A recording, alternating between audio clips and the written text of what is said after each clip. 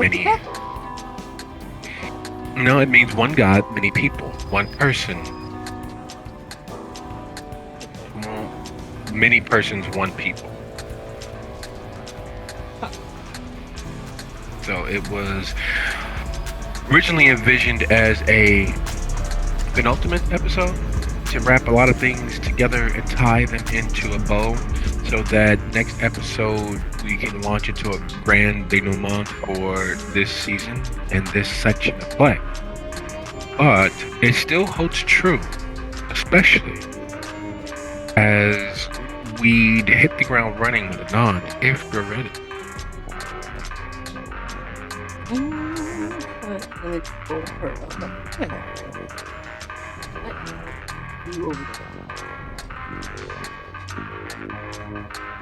Oh, we're back on the side.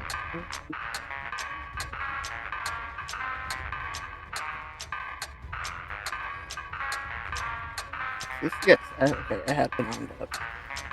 And it was the new updated. Okay. Sure. I guess. So what are we just not doing a wrap up for Chicago, or what are we doing? We will. We'll still have next week as the finale, which will require a little condensation on my part, condensing of things, but it should work out fairly well, I'm hoping. But then again, and as always, I am ever hopeful.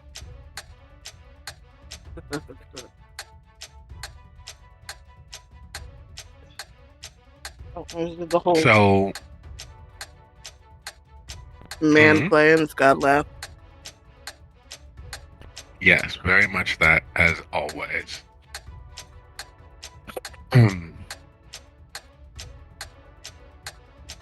If you would be so kind, could you roll a single D10 and tell me what the number is? And that will determine where along the spectrum we. Because while our attention and focus is and always in our top of our hearts and top of our minds is the shelter, is Chicago, other things are always happening as well.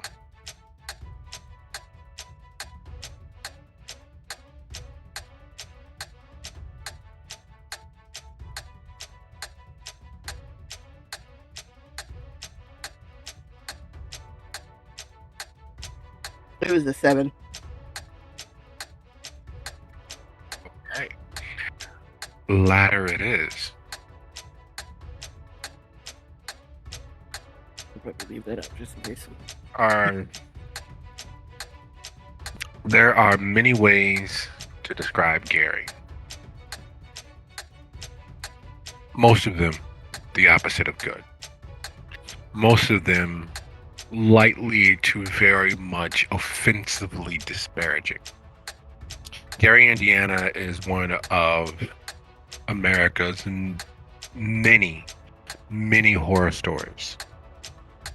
It was at one point the fastest growing city in America. At one point, it was the gleaming beacon as to what American made meant. The mills, the foundries, providing income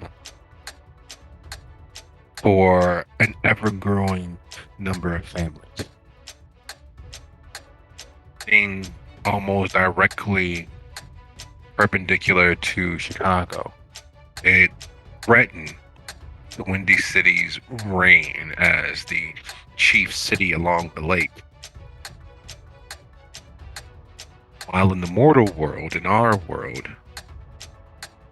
it became a victim of cheap international, cheap national, other economies.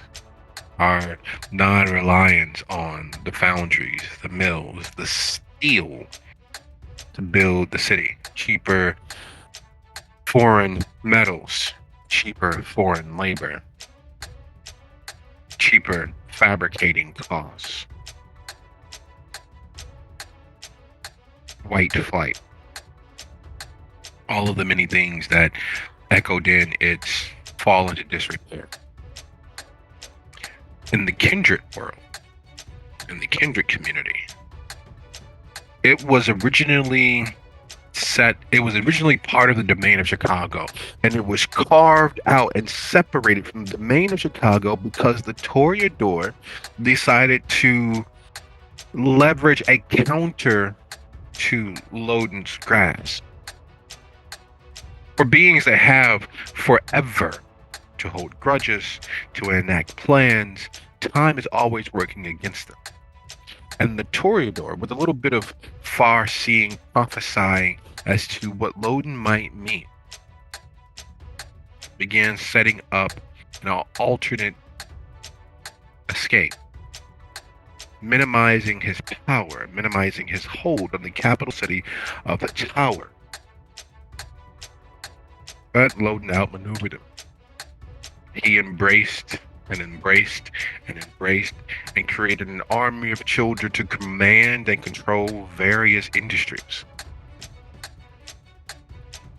He targeted and attacked Gary and put it under his boot, all but crushing the life of it, driving it into disrepair, sending its life's blood, the mills, the foundries, elsewhere, finding an end around to cut it off at the pass, cut its knees out from beneath it. And ever since, for the better part of a century, Gary has limped along, sign of what happened when you transgress against Loden. Somewhere in the late 90s, the war was definitively over. Boot on the throat of Gary, finally squeezing out its last gasp of defiance. There was a peace arranged, an official peace arranged. Gary would still be Gary, separate and divisible from Chicago, but all of its kindred would only be allowed acceptance into this thing of theirs by the acceptance of the Prince of Chicago. In the kindred world, just like in most litigious affairs, the wording is what matters. The Prince of Chicago. Not Loden himself. He was careful enough to avoid that attention and that scrutiny. We, Prince of Chicago. And then the wars of the Blood Red Moon began. And the Lupines and the Sabbat, the Sword of Cain swooped in, and death followed. A third to a half of the kindred known in the Chicagoland area disappeared by blade, tooth, and claw, including but not limited to Loden. The peace of range still standing, first with Peterson, then with Prince Jackson. And Gary changed yet again. It's Prince, it's Baron, missing, presumed dead. It's rising Baron, who had ties to and through the local law enforcement community. Soon killed, taken from the kindred and the world through an assassin's tooth claw. And most recently, Gary is once more a tower domain under the praxis of Prince, well, which is where we begin, where we pick up. Anand, a Gary native, Gary local, having survived several attempts on her existence and several more attempts on her very soul. Much like the city that she's called home and was reared in, she is a survivor. She is unwilling to simply lay down and die. And it's cost her. It's saved her.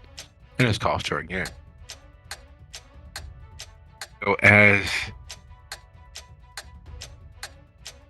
life returns to you,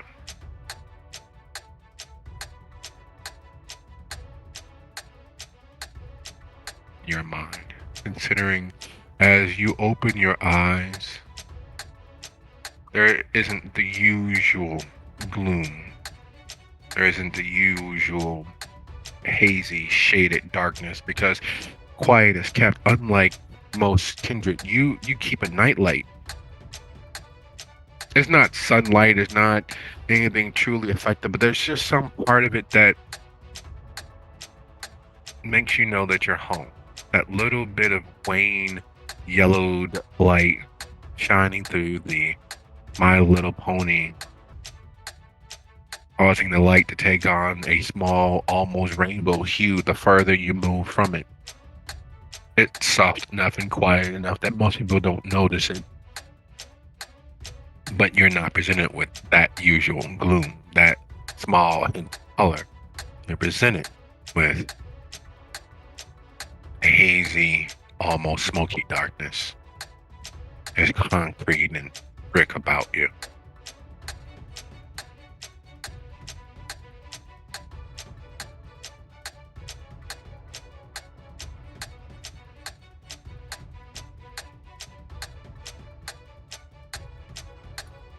I think with that being the case, she would sit up slowly and try to place herself. Try to remember, was there any sort of change recently that would have caused the light to not be there? Was it broken? Is she just not in her normal space? That kind of thing. She's like mentally checking herself.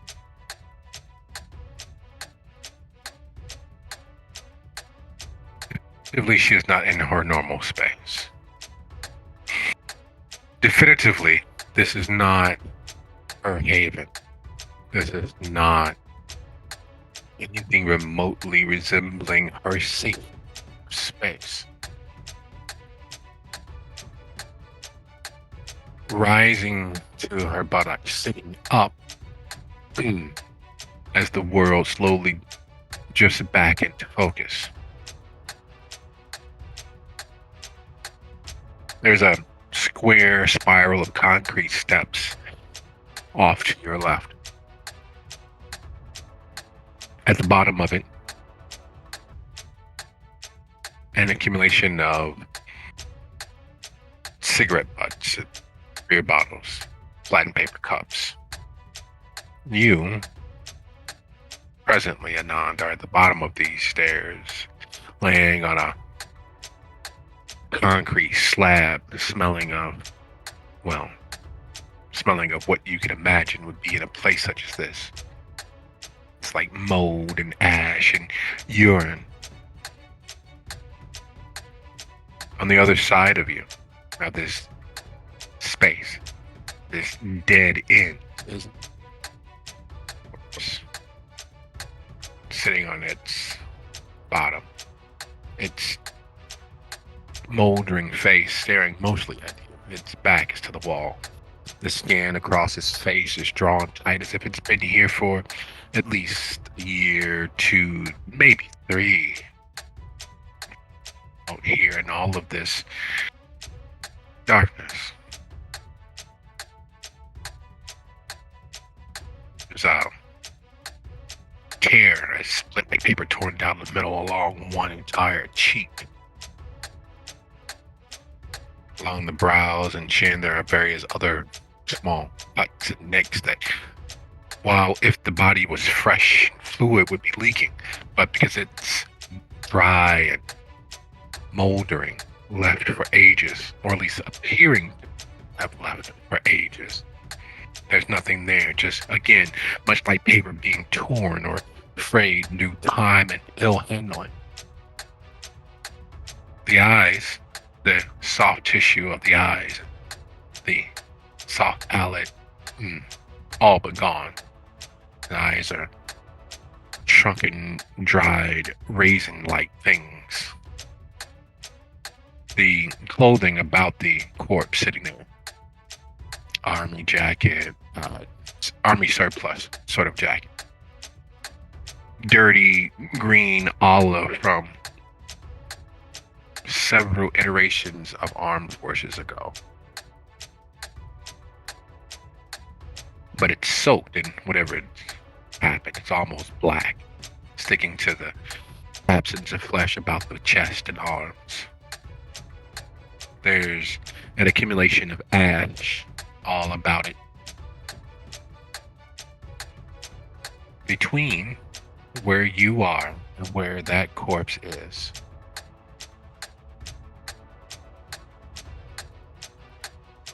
is the black, sticky ichor of blood left lying fallow.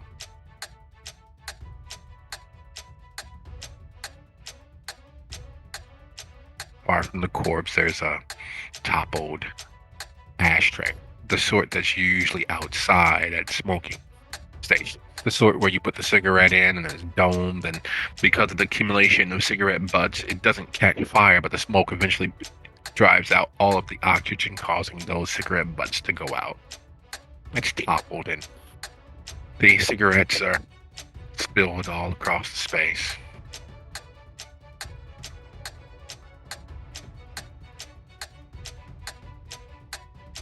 And even from where you are, amidst this muck, this mire, this dead space, you can tell that beneath the papery skin of the corpse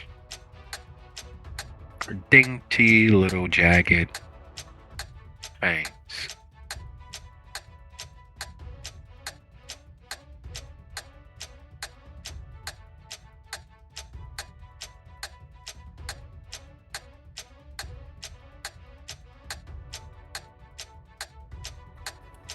I guess that part would kind of catch her attention. She's like, as much as this is creeping her the fuck out, and there's a little bit of, I need to get the fuck out, it's too early for Halloween, there is a,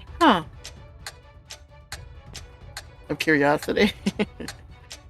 So she's kind of leaning a little closer and knows dang better than to stick her finger in its mouth, obviously, because you never know. But kind of like open at it a little bit. That's weird as fuck. Okay. Time for me to get the fuck out of here. I don't like being here. I don't know how I got here, but I need to go. So, thanks for the bed. She's addressing the corpse. Thanks for the bed. I'm gonna go though. Thank you. And she stands up and very carefully goes for the stairs. Just kind of looking around. Your way, carefully. Making your way carefully around the blood on the floor, the cigarette butts, which would clearly leave footprints. Touching the railing, you glance at your hand. There's the hardened sticky of blood there on several fingers. The sort that makes you want to pull your hand away from the railing, because maybe it's on the railing till you realize that it's on you. There's a dry crust to the corners of your lips. You can only guess what that actually is. Looking at your clothing. Looking at what you can see of your clothing. There are splatters here and there. Dust covering portions of it. Though the truth be told, it's not really dust. Excuse me. Truth be told, it's ash. It's that fine, granulized, former living silica. The same dried, formerly living silica that sits across the corpse there on the ground.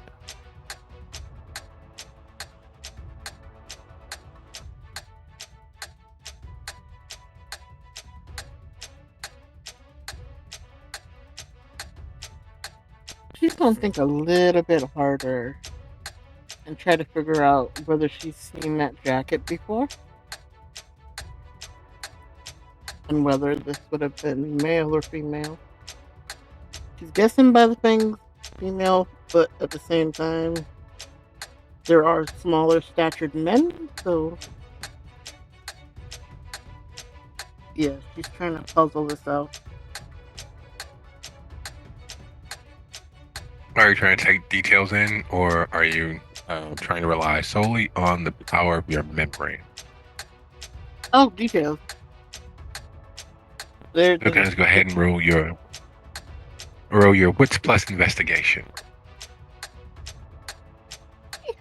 you can take the Tremere out of the city, but not the city out of the Tremere.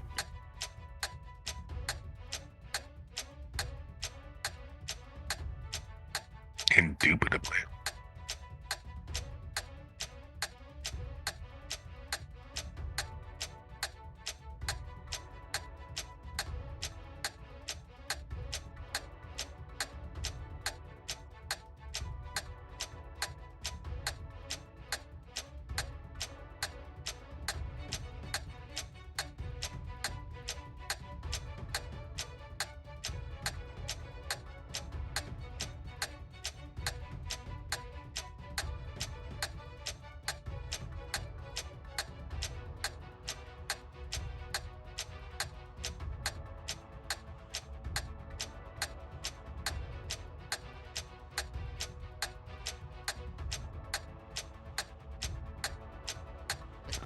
Oh, it's giving me a hard time because I have no character name Anon, so I guess I have to roll as Hef. I gotta add her. Oops. Okay. Let's do this anyway. 4. Under 1. 0. Give it a test. Sprinkle.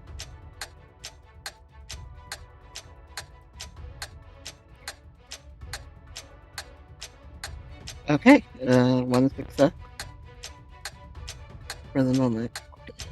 Is that your final roll?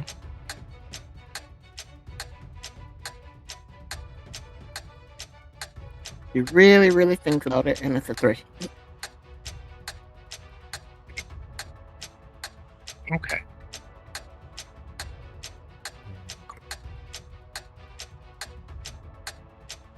It is, in fact, a male kindred. The corpse in front of you is dried out as if it's been here for a while.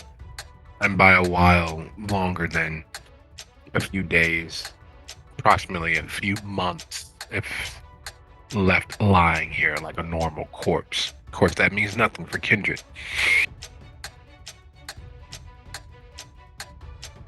From the jawline to roughly the collarbone, there are marks and signs as if the throat has been torn open, or more probably bitten open.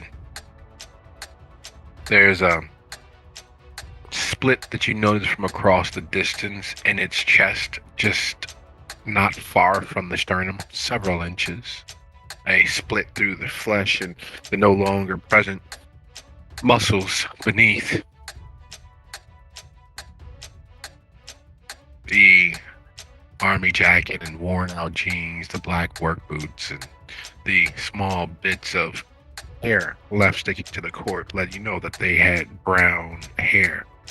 And while there are several unassuming, irregular, but decently known that fit that you've made the acquaintance of, several more ghouls and several more you're sure out there in the night, the body doesn't immediately strike you as anyone save potentially that clerk that used to be at the Chancery. You can't remember his name right this second. John, James, Jacob, someone. It's the only person that seems remotely close to you. Though a few months back, there was, of course, you might put your finger on it, being Caldwell, the unofficial primogen of the Anarch Malkavians, but you haven't seen him in a very long time. You know that it's not Gid, and, well, no one else pops to mind with brown or dark blonde hair.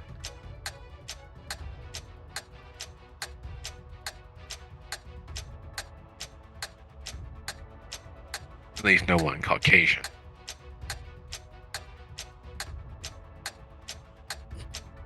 Before you know it, like always, time is stolen from you. It's been about 8.5, 10 minutes. And you realize that this space, for all of its light proofing, isn't in one of the dilapidated places about Gary. It's not some rundown bungalow falling in on itself. The basement shielded from the light upstairs. No, these are big, thick concrete walls, a fairly well appointed stairwell. You're in some commercial, non-residential space. How long before someone comes down here, even if no one's come down here during the day?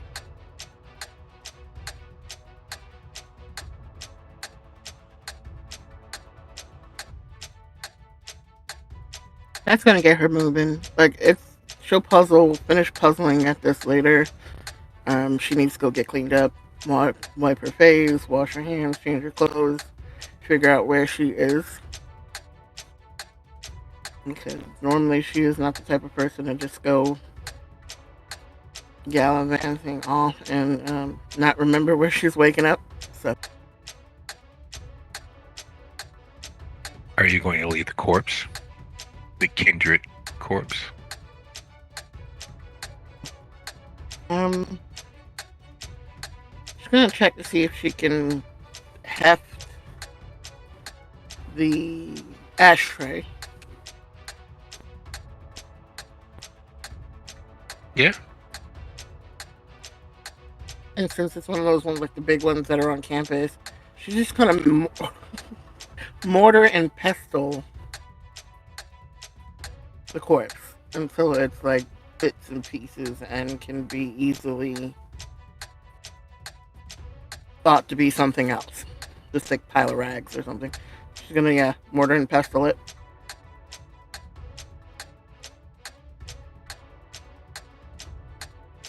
Okay. Let's see her efficacy. Would you be so kind as to roll your strength plus melee?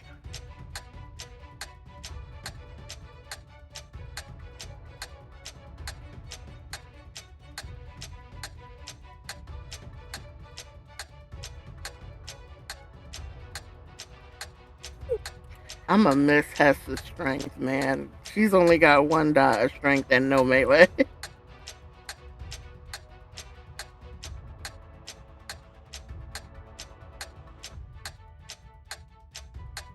It has taken, it would take a considerable amount of time to do what she envisions as she hefts up the ashtray, as she prepares to make short work of the corpse and mangle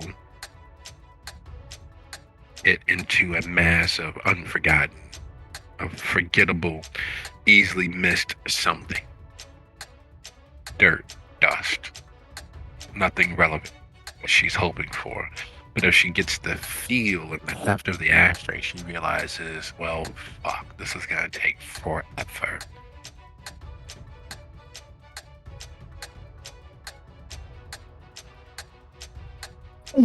Yeah, with that realization, is there anywhere to stash this, or could she like try to bundle the body up in the jacket and sneak it out instead?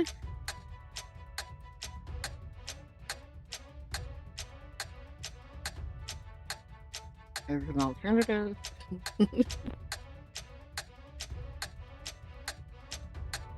Truth be told, based on what she can easily see, while all of the soft, weightier portions of the corpse are dried and desiccated, it still is a unwieldy corpse. A few inches taller than she is, and a few pounds comfortable making off with. Her speed would suffer, and it would be far worse being caught with a corpse than leaving the scene where a corpse might have been found.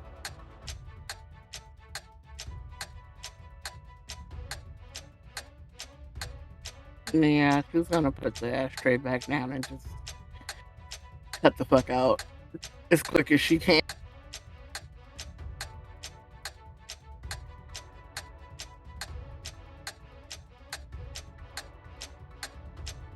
There is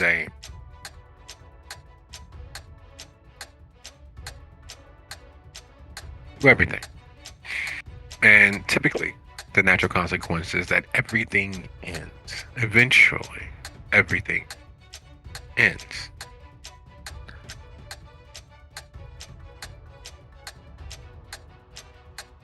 Yet, there's a weight in that consideration.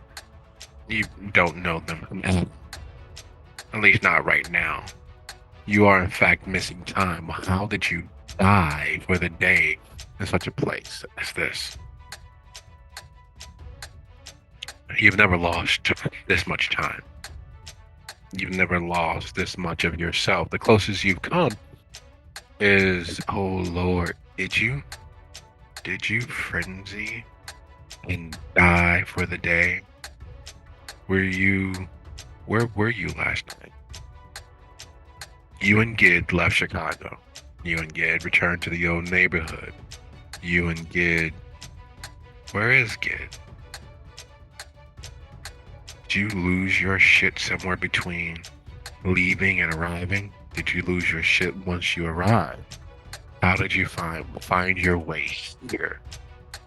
All of those things begin bombarding your conscious thoughts as you make your way first up one flight of stairs and then up the next, looking for a way out.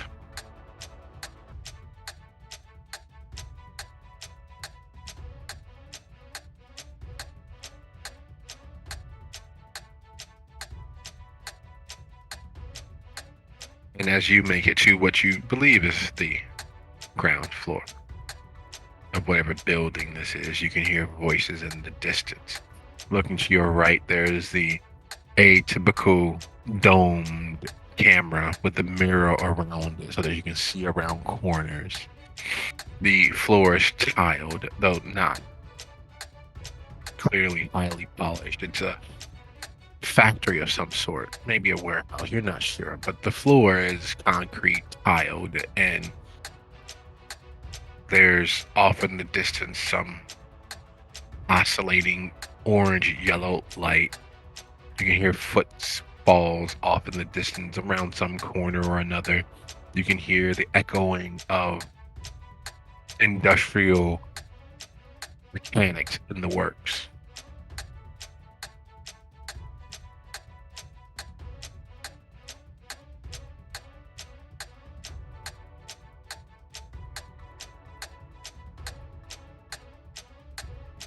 And definitely looking for the closest exit, sort of stairwell, possible restroom, so maybe she can wash her face and clean up some before she tries to get out of.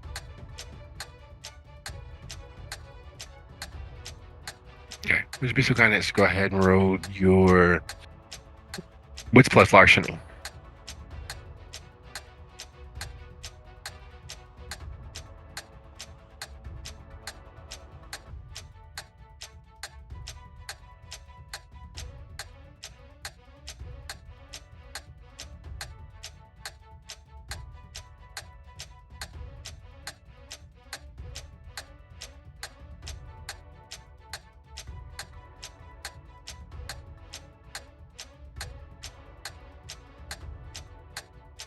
Take long before you find a restroom.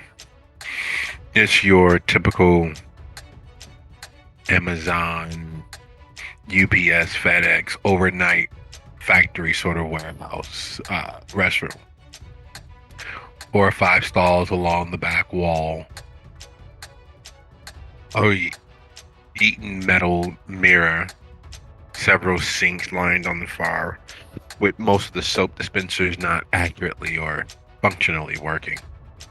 There's a hand dryer, the old fiberglass and steel variety, the sort that went out of favor easily a decade or so ago, but as long as they work, they don't get replaced.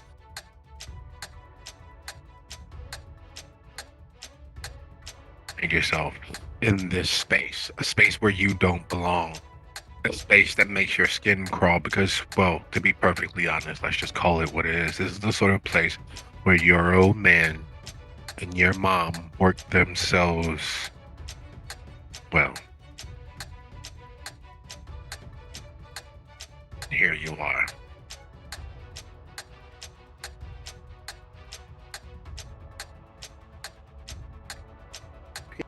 She is going to quickly wash her face and her hands. Like if she's got to go to several soap dispensers, get as much soap out as she can.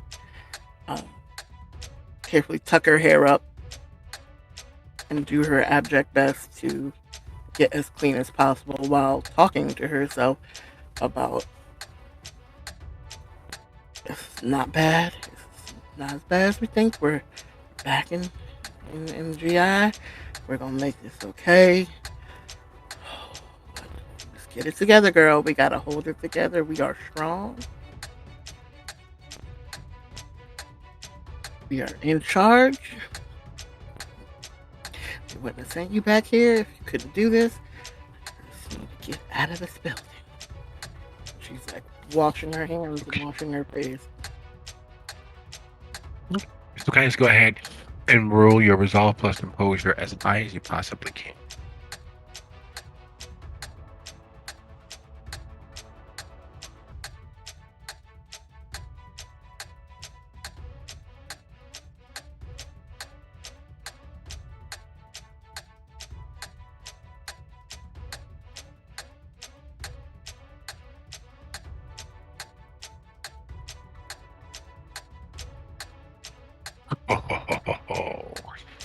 So as you're giving yourself the best pep talk you can muster, the cutting through the bullshit of the situation, because this situation is absolutely or utterly bullshit. You are God knows where. You know you are in Gary somewhere. You recognize this near dilapidation that's being used as if it is still vital, and no, this is fucking bullshit, but you got this. It's well in hand. You don't have to. And then you glimpse the mirror in front of you. You feel his hands are pulling on your clothes, trying to lift you off his chest. Your hand is on his face, pushing his head back, down, wall.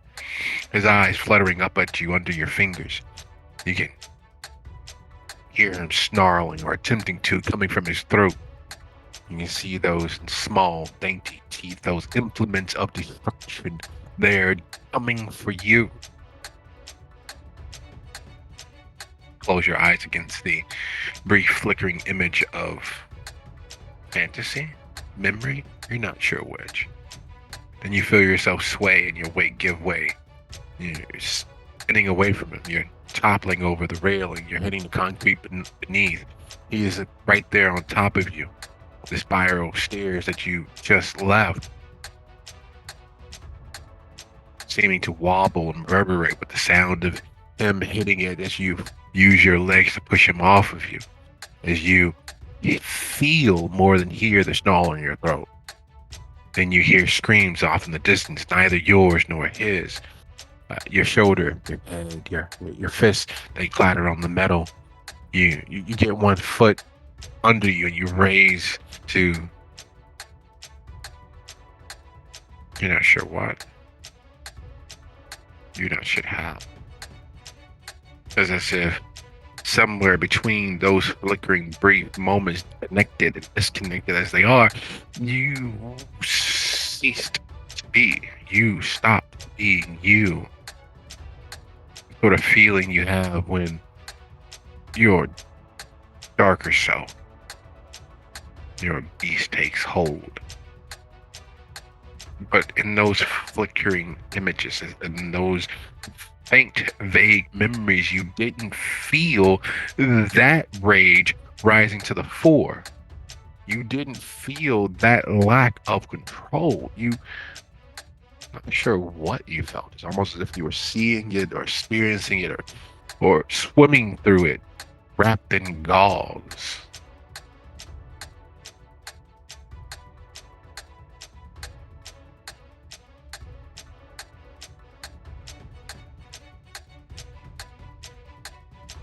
Does the face make more sense now of who she might have been fighting, or is it still kind of fuzzy? It is still fuzzy. It is there, but it's not. You can almost touch it, but you're separated by this gossamer that fudges the edges. It's like that old school TV effect where everything's slightly blurry and shiny at the exact same time.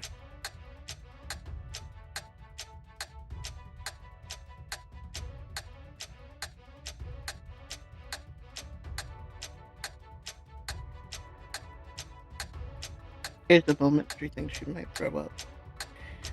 But no, nope. Whoever that was, he started it, and he deserved it. He attacked me first, and I was defending myself as a woman. I am allowed to do that. I'm allowed. Was he? Or were you? No, he was attacking me. He had to learn. Yep. And you, but you pushed his face away. You held him down. You went over the railing. Or was it out of order? Were there several steps between that? What about the several steps before then and afterwards? Because you resurrected on your back calmly across the small space from the corpse, the formerly snarling face that you held under your hand.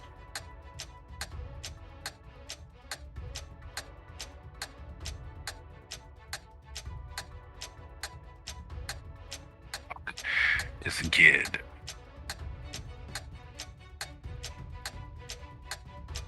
No.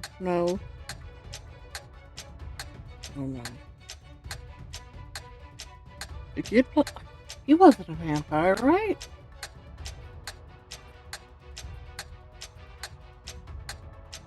Nope. Yeah, definitely not kindred. Couldn't be kid because he had fangs. That one had fangs, and it could not get. Nope. He's fine, kid. That wasn't good. You do. Okay. So when she gets herself as clean as she gonna get, because she knows that, like, the jacket or whatever she's wearing is probably a little stained.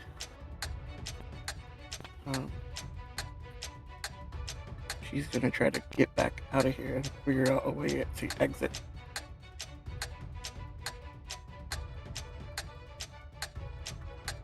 Are you trying to do so stealthily, or are you just going to boldly walk through this space and find the exit? She is going to do her best to avoid voices where she hears them, but if she has to go that way, she'll go that way.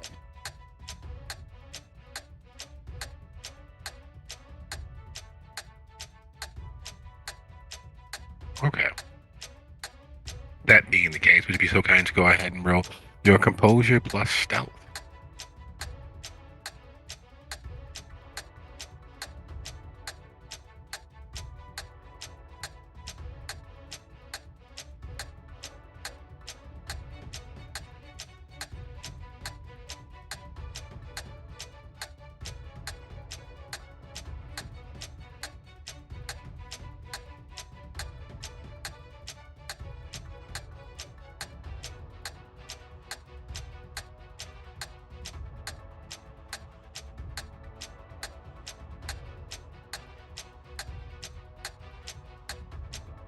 You surreptitiously make your way around the skeleton crew that is operating this particular facility. And you smell something heated, something ferrous, iron or steel in the process. You're not sure what. You don't really care. Because you know if you give yourself time to take in all of those details, that the details of who and what you are might be taken in as well. So you keep moving as much away from as many people as you possibly can, only to meet a cop who is patrolling her punch, causing the powder blue windbreaker to cling in places very unsavourily. And as she calls after you, asking for your ID, the vitriol, the profanity that flies from your mouth and puts her in her place is the stuff of legend. You know it's not you. You know it is, in fact, very much your darker half. You know that it, like you know, you can't be here, and the best way to hide is, well, right under everyone's nose. And so while you move and operate as if you belong, she is not so easily deterred. She calls after you again, and you let fly. You hit her with every multisyllabic four-letter word that you can think of. You make every facet of her person a target for derision and scorn. You cow her by the sheer volume of angry, profane, and dehumanizing bit of vocabulary you've come across in your life, in your death, in your existence. Finally, just as you're thinking it may get physical, you may have to put the dumb down. She breaks, her face shattering into a million pieces. I don't even fucking need this job. Tosses off her head, storms off, moving far faster than you would have expected. And unfortunately, the sound of her tears, her sobs barely contained, do what very few things have done. They cause your darker half to retreat. Because the both of you in this moment have been as unkind as the rest of the world.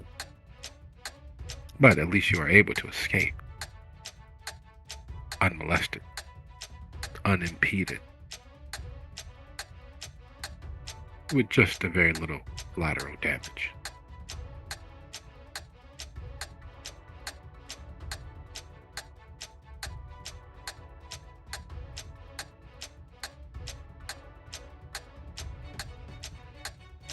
As she finally gets outside and kind of checks where she is, does she recognize the area that she's in?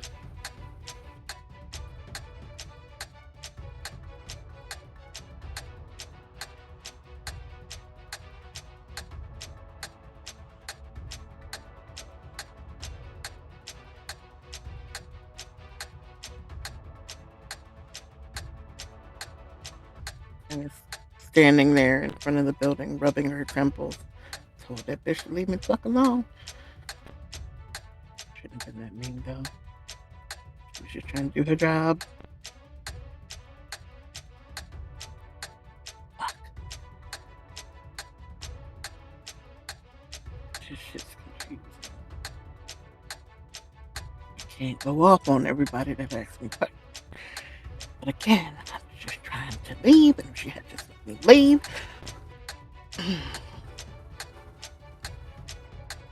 Now, where the fuck am I? And she'll kind of turn around and look at the building.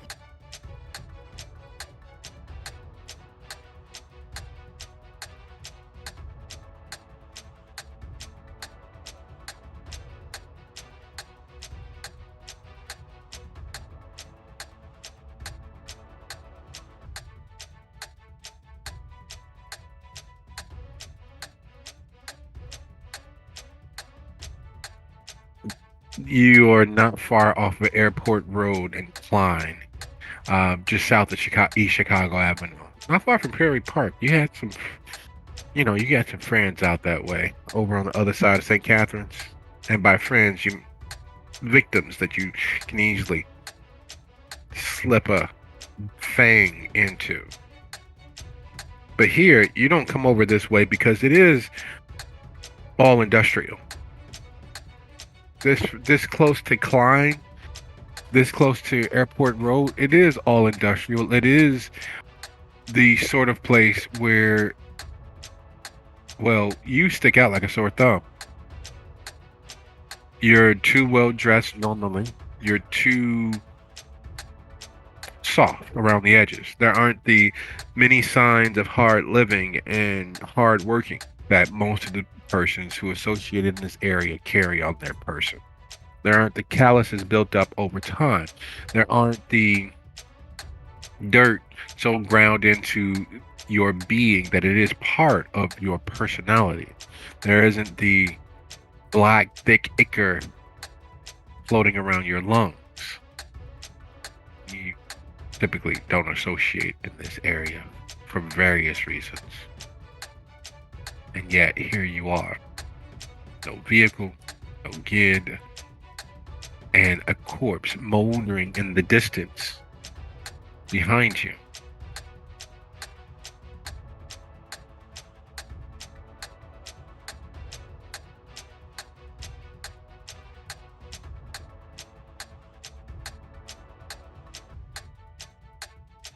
And I know darn well ain't nobody coming over here to pick me up if I ask. So, checking my pockets to see if I have a burner on me. Because even though I know we're not supposed to have technology, and it's don't get caught, and she would need one, at least as a college student, quote unquote, to at least blend in. Um, Not a smartphone though, like one of them little flip phone sort of situations.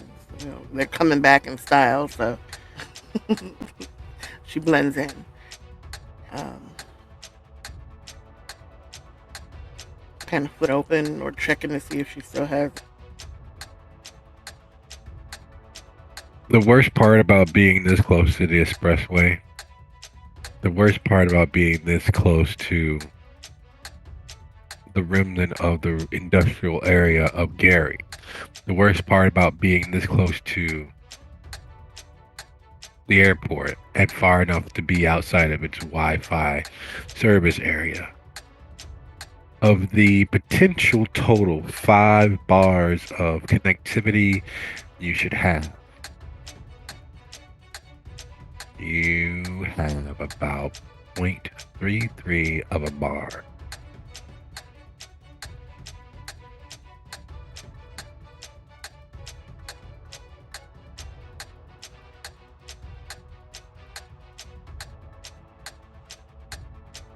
Ain't this about a bitch? I guess I better start walking and see how far I can get before I can get a ride. Well, getting a ride is penultimate.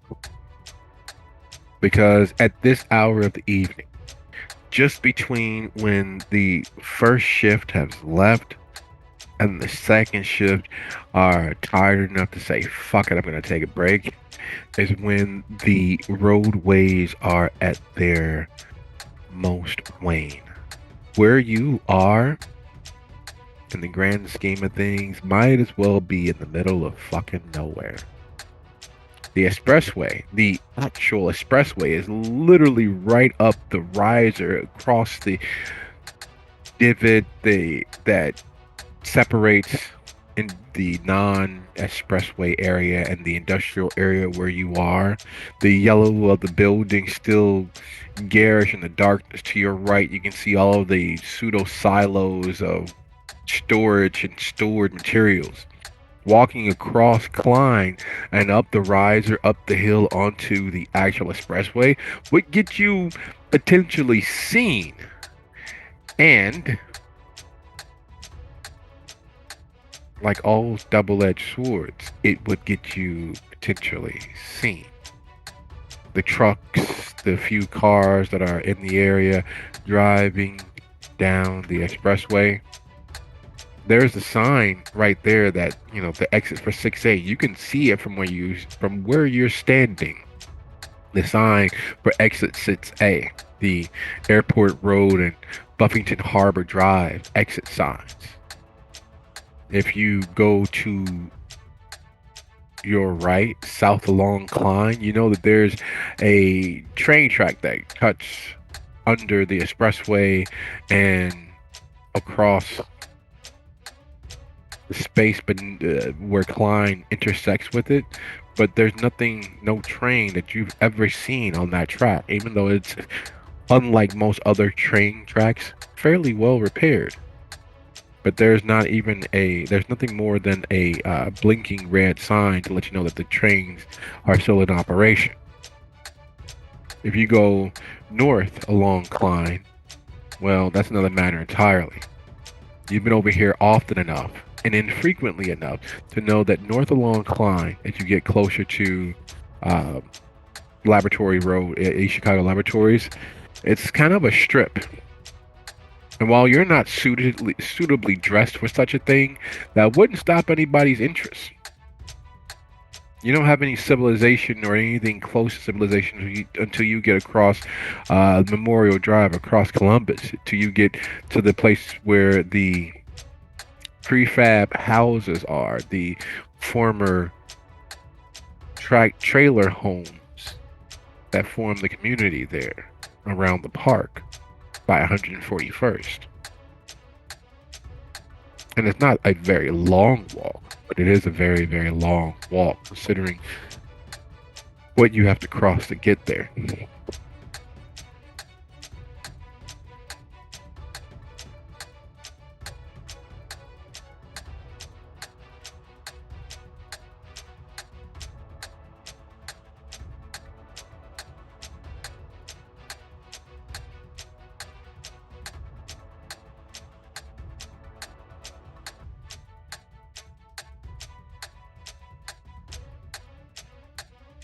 Decisions, decisions, decisions. She would take her chances with the strip because if she gets picked up by a cop, it wouldn't be like she could, deny soliciting or something and get herself out of it. If she gets picked up by a regular human, she can handle most humans. So even if they're bigger than her, so she she just needs to get out of here. So she's gonna head that way. So she walks north along Klein, and while it's still desolate, as more and more light not coming from the expressway becomes standard, the street lamps become closer together. You know that you're nearing the strip. Up ahead of you, about a quarter of a mile, you can see the first few stragglers, those at the very edge of the strip, dressed in various ensembles that show off their natural and unnatural physiques.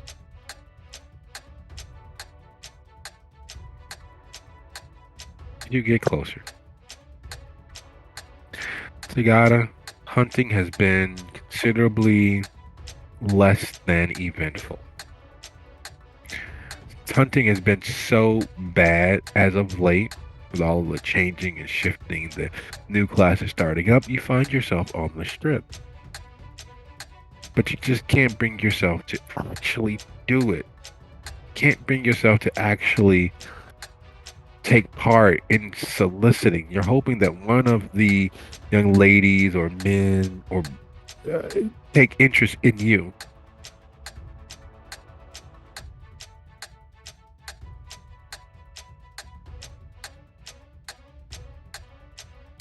Testing, testing, testing. Welcome back. How we doing?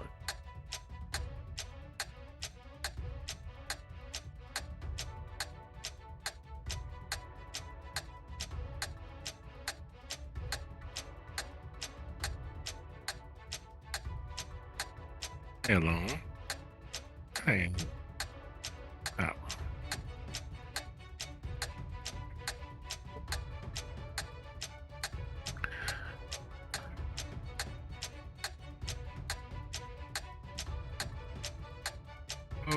Solo mio.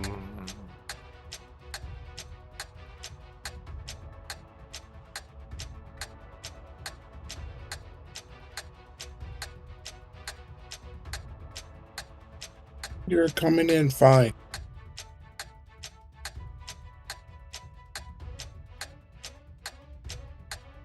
Thank you for that.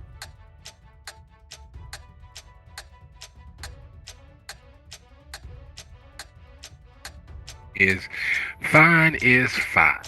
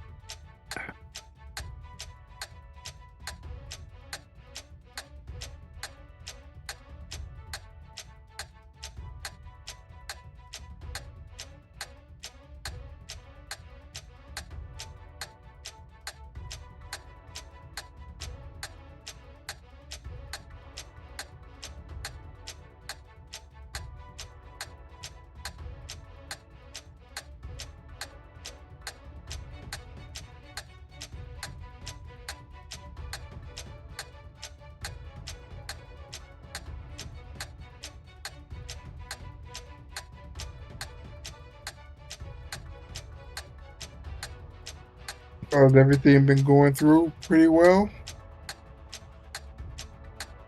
Yeah. Uh, uh, Your emergency wrapped up, or was it just a hot date? yeah, it's wrapped up.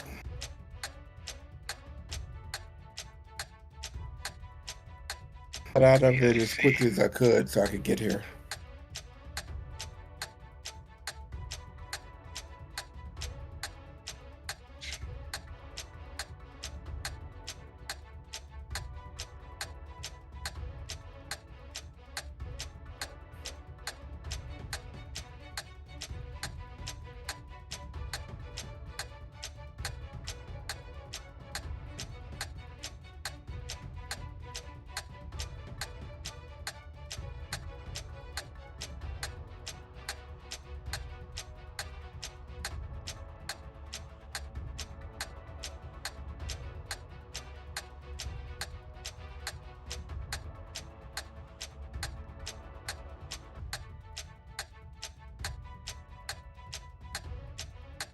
Did you take her back to the time of the Great Destruction?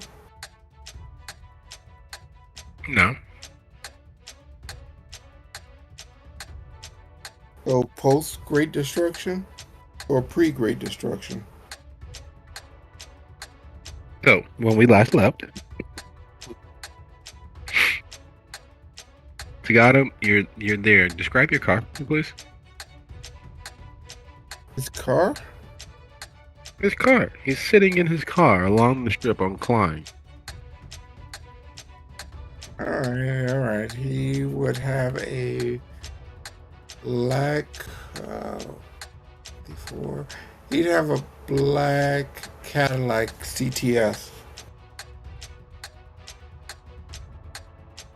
sport coupe.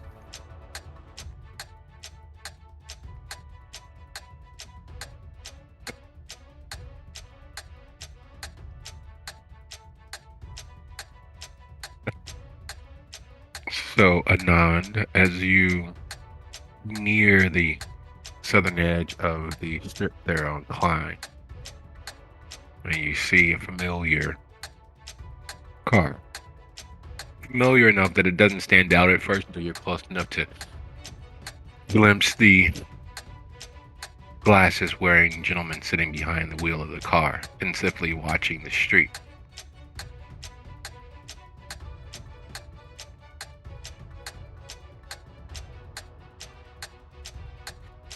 There's definitely a moment of, oh, thank God.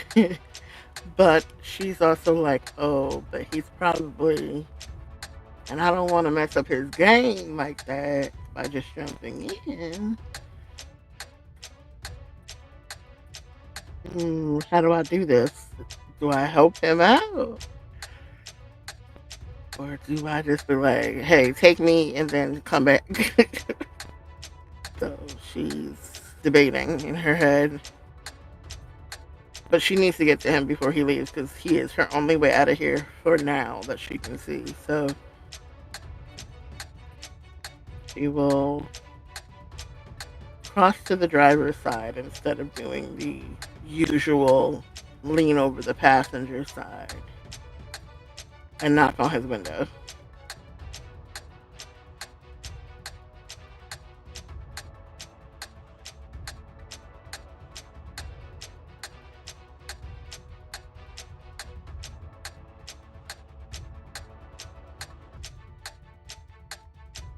He takes a moment to. Tamada takes a moment before he says anything or even moves.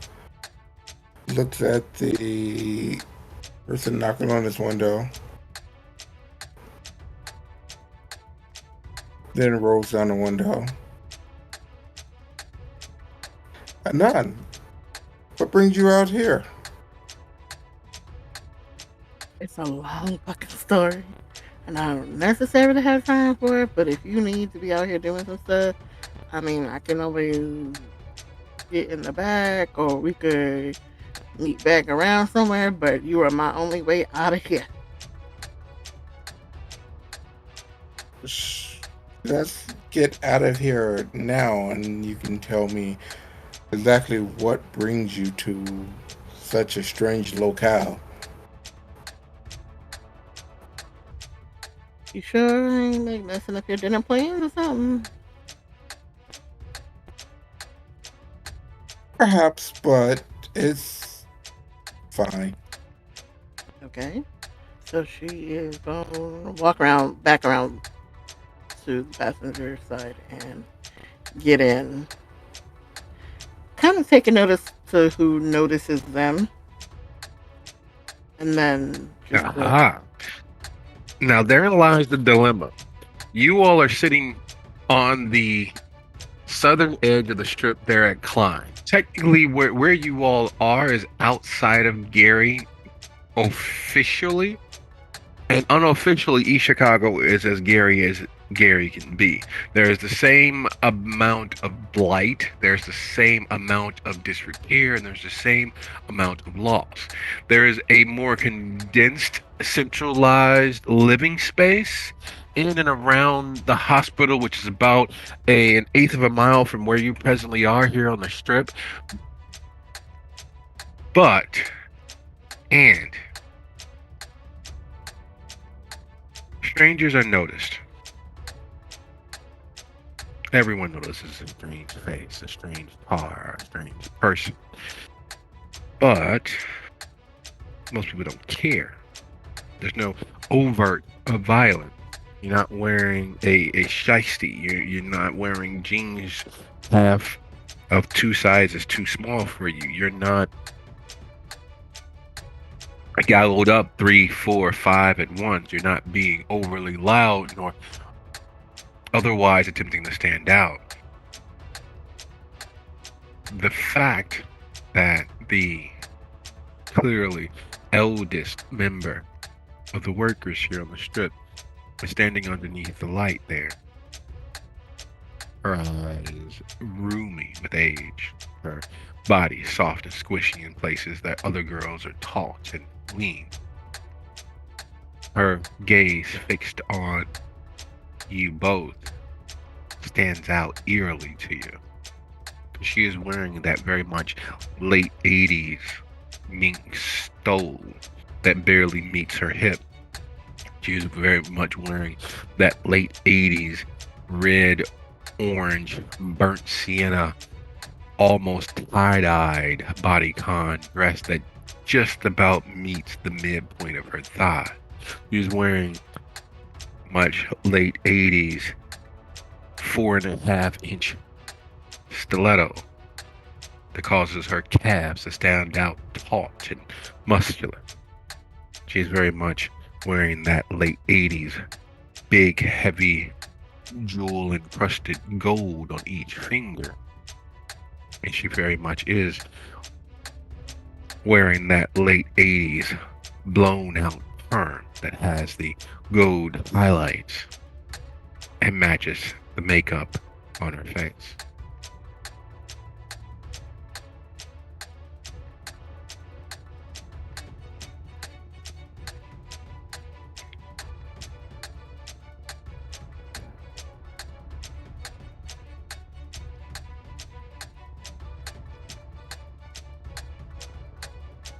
Anon kind of leans towards Gigi and, hey, that blast from the past is dirty eyeballing us. Do you know her, or she look familiar to you?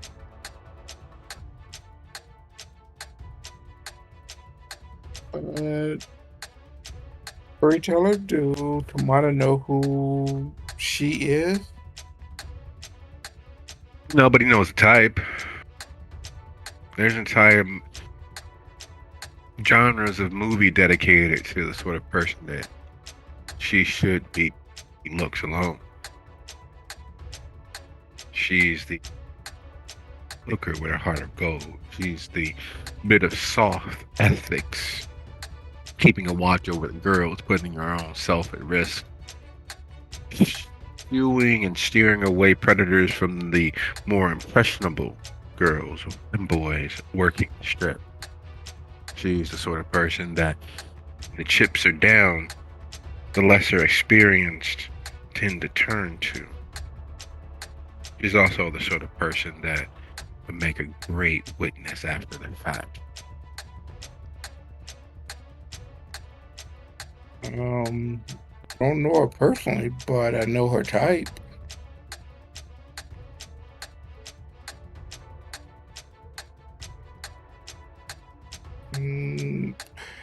So, question for you, Anon. Is there a particular reason that you're, out hanging with women of the night? Yeah, that's one word for it, yeah. Yeah, so why are you with the hoes? I wasn't with them, but this was the most populated area I could think to head to. I was somewhere else. I woke up somewhere else. Knowing this area loosely, this was the area that was closest for me to walk to without a car. Seeing as I haven't to get one. Yes. A car is definitely required in such destitution and desolate areas. But as far as whether I know her or not, no. But I think we should probably mosey. I was going to ask you whether you thought she'd be a problem or not, because if she's going to be a problem, we might just solve your problem and hers at the same time. I have no need for her. But if you did anything that you concerned that she would be a good witness after the fact of, we can definitely deal with it.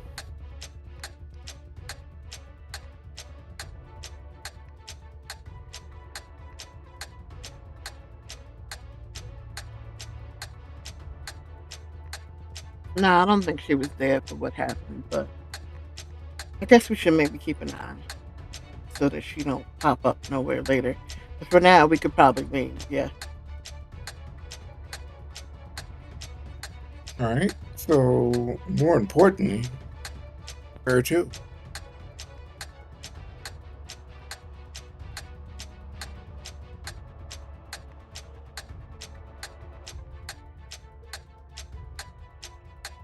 I have a feeling I'm supposed to be back at the Chantry House And why I'm not there right now, I have no fucking clue. But that would probably be our best bet. Fair enough. He puts the car. He turns on his engine. The daytime running lights turn on. The symbol of the Cadillac turns on the dash. Well, I guess we are off to the Gentry house. And therein lies the dilemma. You both knew where the Chantry house was. You haven't. There's no regent. There's no library. There aren't any labs officially still there in operation. Yet, the Grand Chantry of the Midwest is about just under an hour's drive northwest of where you all are. You could very easily take Klein down 912 and merge onto 20 and take that until you get to the Skyway, which is 90 and up and around. However, and here's a however, that's out of y'all fucking way. Anand, you left the shelter. You left Hestia to do whatever it was that Hestia was doing to regroup and get home safely. And spend a little time back at your country home, back in your safe, secure surroundings of Gary.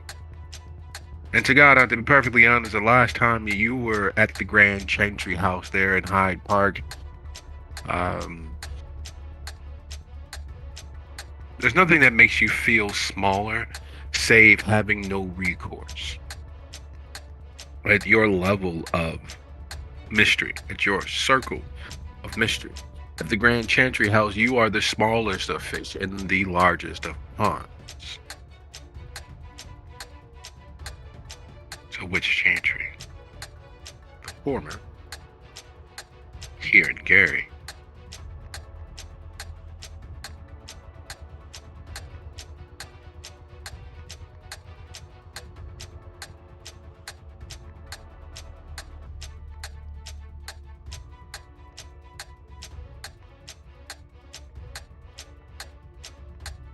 So Anand doesn't remember getting sent here, or is that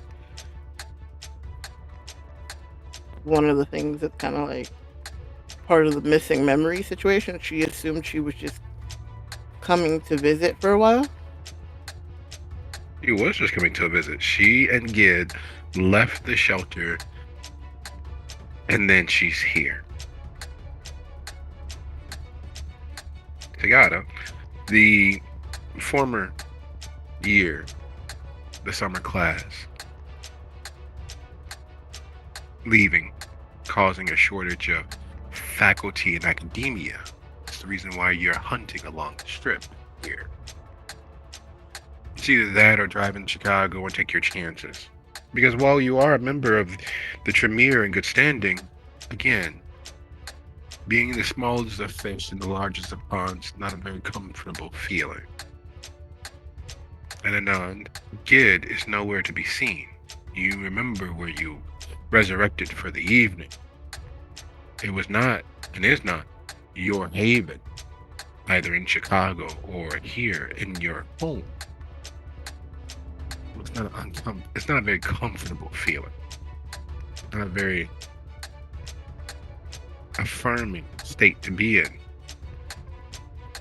And to be perfectly honest, luckily Tagada is not one of those stuck-up footsie bloods or sensates who would complain about the dust, or more specifically the ash dusting off of your clothing, or the splatters that may smudge along the leather seats.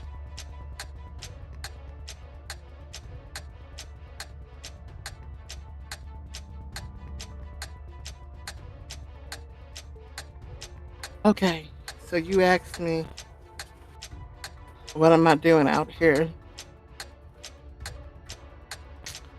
And I wish I Hmm. had a more clear answer for you. But my last actual memory before tonight was saying goodbye to Hess and leaving with Gid. And we thought we would just take like a quick jaunt up here just for, shits and giggles. And I don't remember what happened after that. I woke up in one of the buildings back there in the basement. And it wasn't where I normally am. And I don't know what happened between now and then. I'm getting bad feelings about it, but I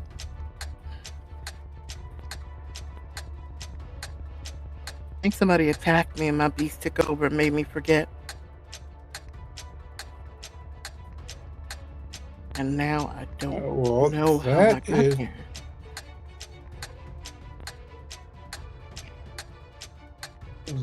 very unpleasant.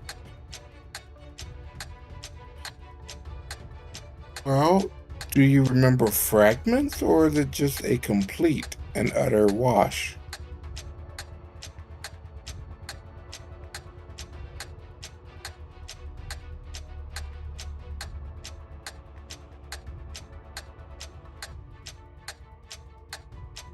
Bits and pieces, which is how I figured I was attacked, because I remember tussling and falling down a set of stairs and snarling, and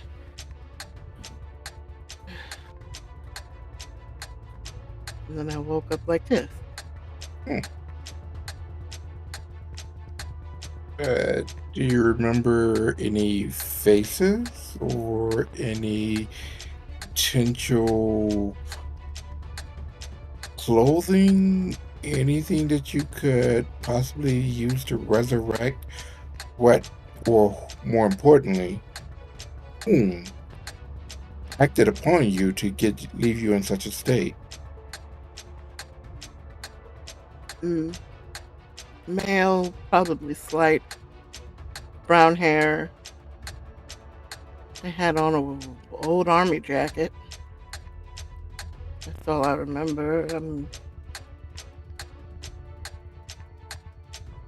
I think part of me is not wanting to remember. It's a way of protecting myself, maybe. Oh, it definitively is. You were at Devil's Den with Gid. For some strange reason, he had managed to collect a good deal of your former associates. And not that he collected them, but you all were connecting and reconnecting at Devil's Den. That hole in the wall. It's a little classy for a hole in the wall, but it's not any great shakes. But it's out there on Dunes Highway. It's far enough out, excuse me, on the east side of Gary, where it's not quite lawless, but it definitely is close enough to count. You were having a high old time. There's nothing like enjoying and embracing the idea of what your life should have been. Getting a chance to relive the last moments of your mortal existence, friends and associates.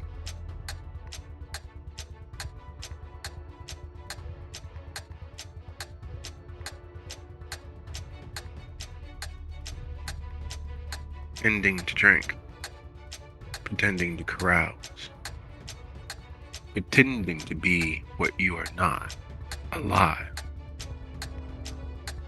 Then it hit your lips. It was rich.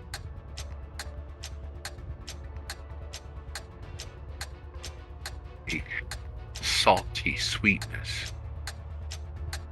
A part of you knew it was too good to be true, yet a little letting down of your hair.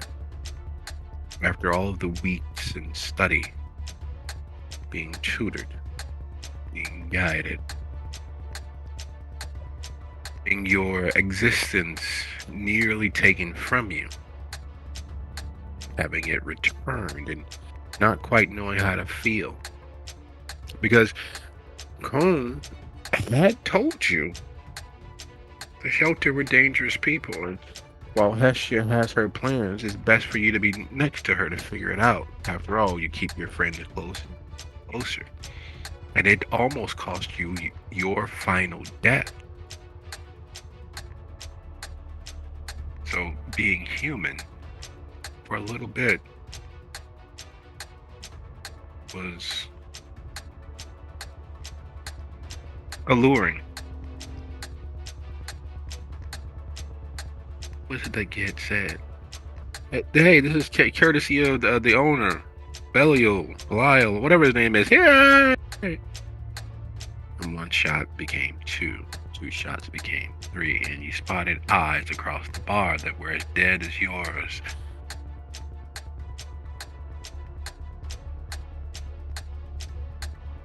While Anand is reliving bits and pieces of last night, where are you driving? You got it. You're going to. I'm thinking of taking the slowest trip to University of Indiana, to the Chantry House, or what was the Chantry House, because that's where she wanted. She indicated that's where she wanted to go. And while I was enjoying the urban decay of the area, getting a member of the Chantry back safely, A, may score me some points, and B, best to get out of this area and then come back later. Although I may not be able to come back so quickly because, if the area's guard dog saw me pick up a new young person, disappear for about an hour and then come back, that may raise a couple of flags that I would prefer not be raised. So the question becomes, do you avoid the tollway and take 12, climb onto 12 and down to Ridge? Or do you take the longer, though a little quicker, climb onto 912, onto 20, down and around to 53? Take that on down. Because Broadway, and every time you go to, there's a Broadway. Avoid the tolls and try to avoid any and all potential cameras. Best to stay out of the public eye, just in case. Well, that's a good thing about Gary. There aren't that many cameras. Unlike most places like Chicago, New York, LA, Miami, they don't have as many publicly posted accessible cameras. Then there's a shit ton of Ring doorbells and knockoff Ring doorbells on people's homes and their properties, but the city just can't afford that as part of their infrastructure. It's too expensive. The companies charge too much for upkeep, and then there's the training, and then there's, not for nothing, there's also the chance of catching some official doing something that should be less than official.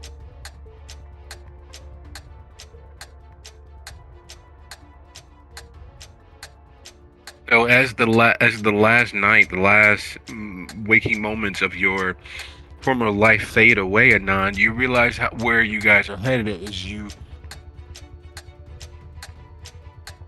north along Broadway towards the campus. Home sweet home, the last place you felt safe with your sister.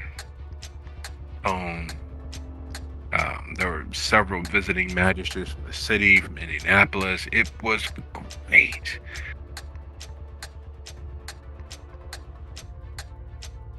Some trepidation, because you were here as almost died.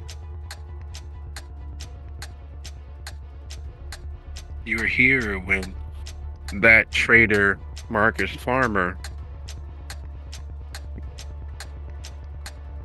betrayed you all to Calabalarshi. You were here when it all went up in flames. You were one of the four to help Cone escape before he slipped completely into torpor, having defended what he could, having protected you where he was able, having gotten you all out. You were one of the four to escape back across the border with him.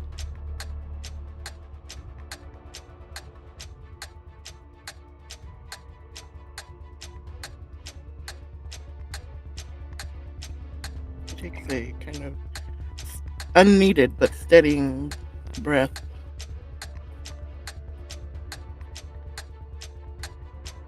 Tonight's full of ghosts, it seems.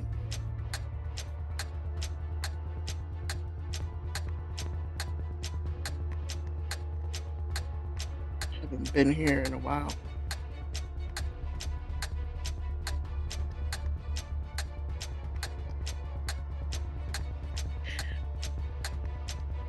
There's this strange rumor going around. I don't know if you've heard anything, but apparently Milwaukee has figured out something. Hakata have come up with a drink that affects us too. Have you heard anything about that? I heard that you shouldn't drink strange drinks.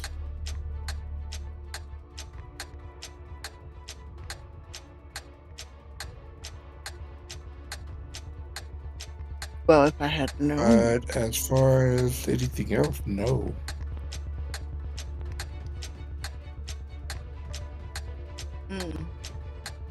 That's a good point. I mean, you should never drink something somebody just gives you. Even if you're one of us, because technically we shouldn't be drinking anything. But, I mean, it's nice to pretend for a while, right? Don't you have days when you wish you were still alive? You could watch a video with some popcorn. No. Oh, you like being dead? Actually, yes. I make a lot more money being dead than I did alive. And I tend to get a lot more freedom to do what I do being dead than alive. So I'm quite at peace at being dead. Yeah, but you literally miss half a day. You don't get to see the sun no more. I mean, you know, I'm thankful for, I could have died, I don't know how many times over. My life as it was on the chopping block at one point. But I still sometimes, I look like a college student. And that's all I'm going to ever look like. So no matter where I go from now on until whatever ends me, I'm going to look like this. I'm not going to never get old. And some women would absolutely be happy with that. Look at that lady we just left. I'm sure she wished she still looked like her former 80s glory self. And that's all fine and good. But, I never thought I wanted kids. I seen these little snot-nosed gremlins running around here, and that's not finna be me. I'm not gonna be somebody's baby mama. But now that I can't be somebody's baby mama, sometimes I wonder if I had made the correct deal in life, Don't mind me. If you happy with you being you, then more power to you. And enjoy that shit. He strokes the gray, his salt and pepper beard. Very old, yeah, it's definitely overrated.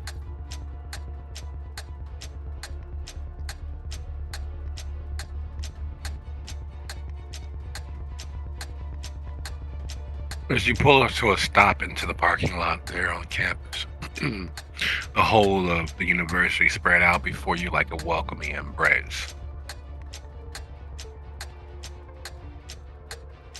A cool, bone rattling wind.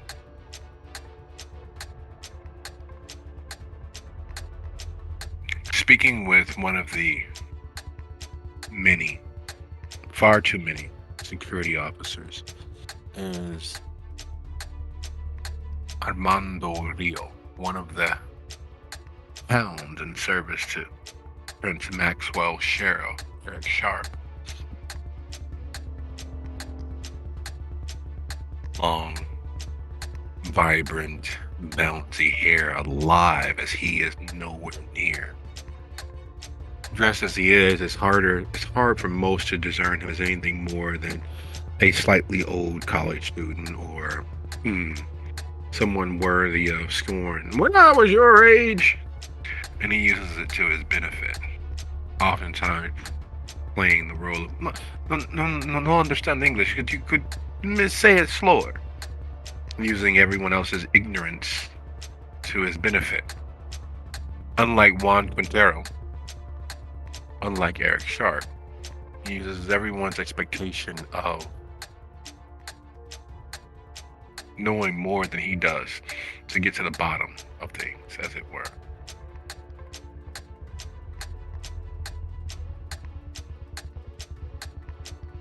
When he sees you, he very rudely and immaturely gives the rent-a-cop his back and starts walking in your direction.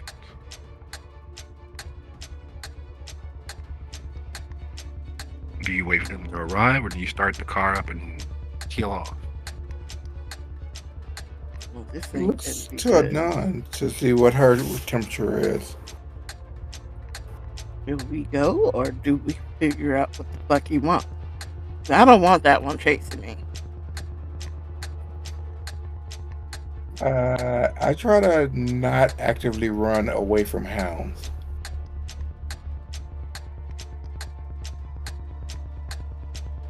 No good ever comes of that.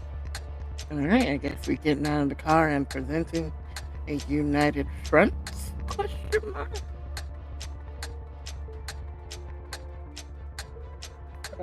We don't have much of a choice.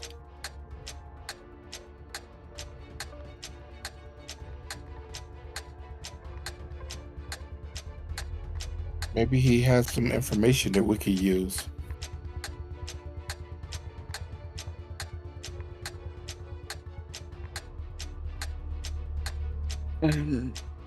Is Anand's shirt under her jacket less blood splotchy?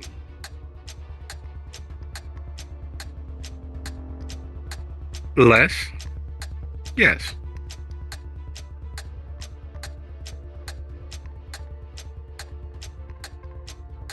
He is going to leave her jacket and dust off as much ash as she can.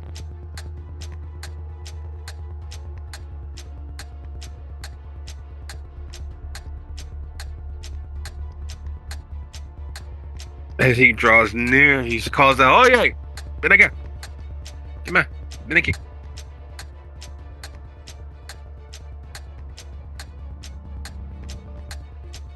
Mata takes a deep, unneeded breath,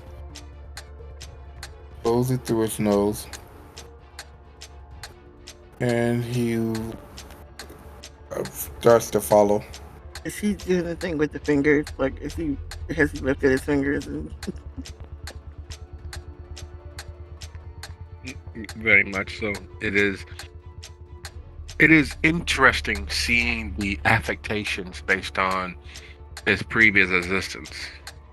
They are all over him, and he is clearly not a Gary native, and instead from someplace considerably warmer, someplace considerably more Latin, to say the least.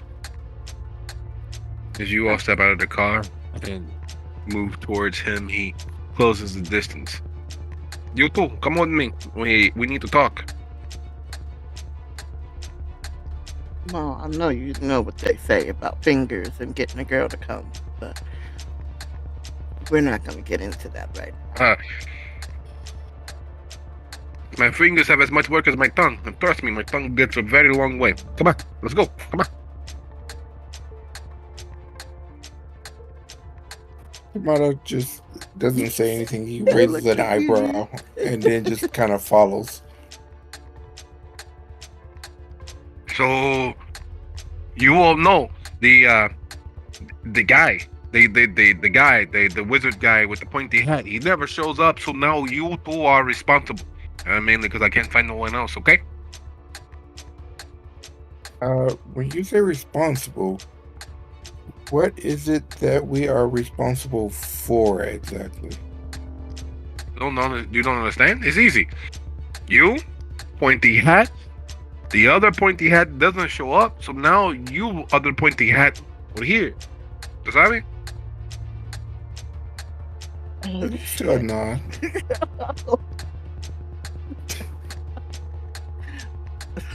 Oh no. She looks at him. I think he's saying that the regent that was supposed to come back here and start rebuilding is missing. And now we are in charge because they can't find him. Sí, simple. Tú sabes, ¿sí? ¿Sí o no? So is this a temporary situation or a more until you find the other pointy hat situation? Until you find the other pointy hat, until you do what you need to do, then yes, maybe no.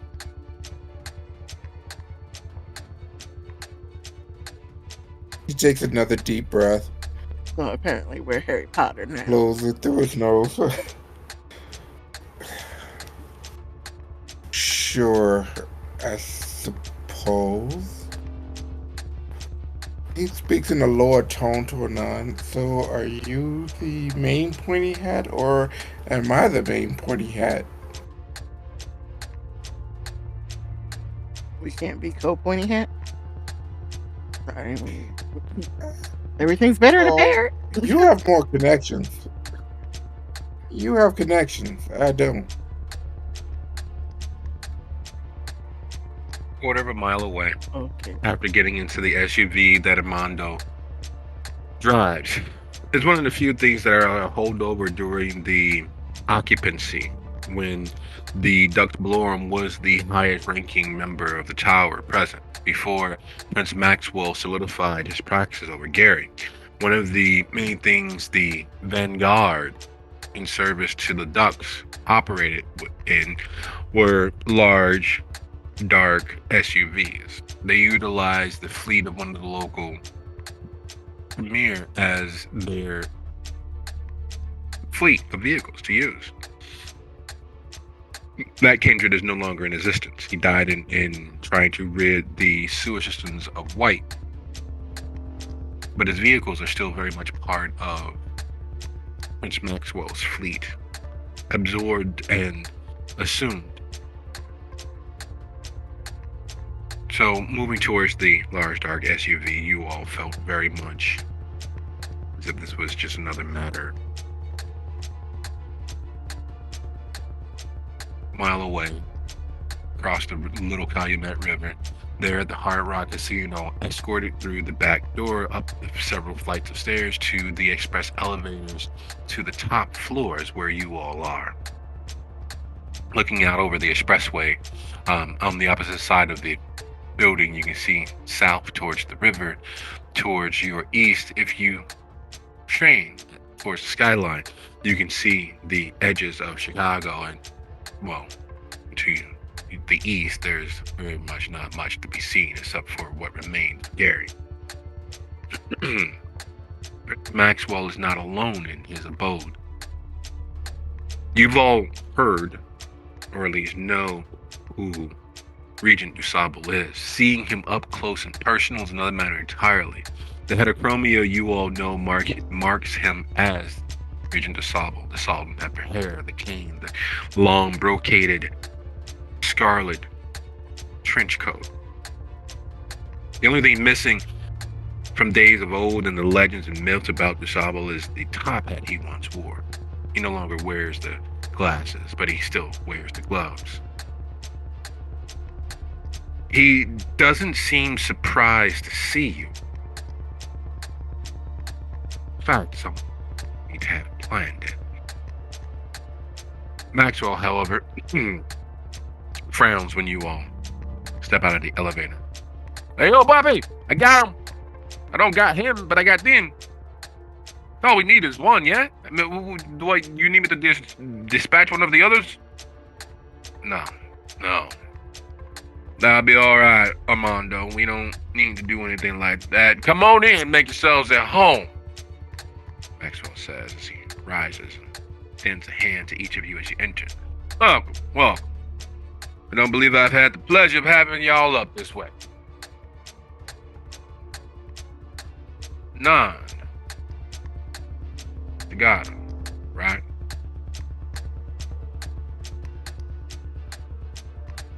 Nan Yes. is somewhat quiet, but she's looking at DeSable because she's seen him before and remembers him from the Chicago Chantry.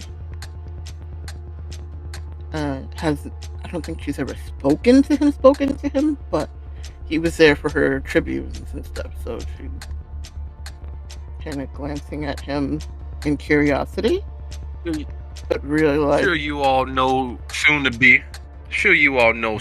Lord DeSable, regent of regions in the area.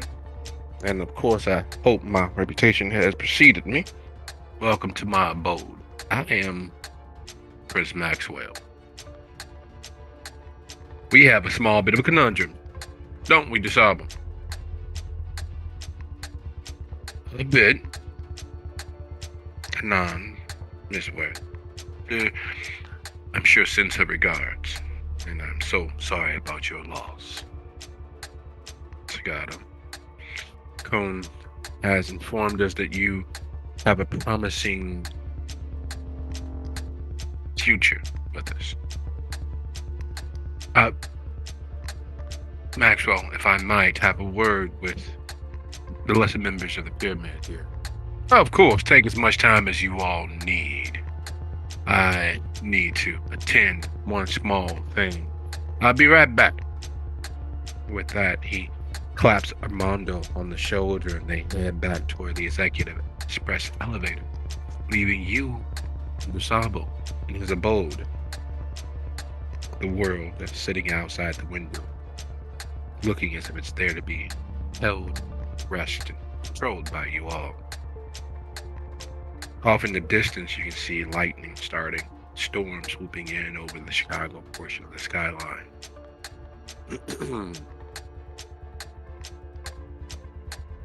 Suppose you all understand what this is about. I have the gist of what this is about, but I am a might bit lost as to how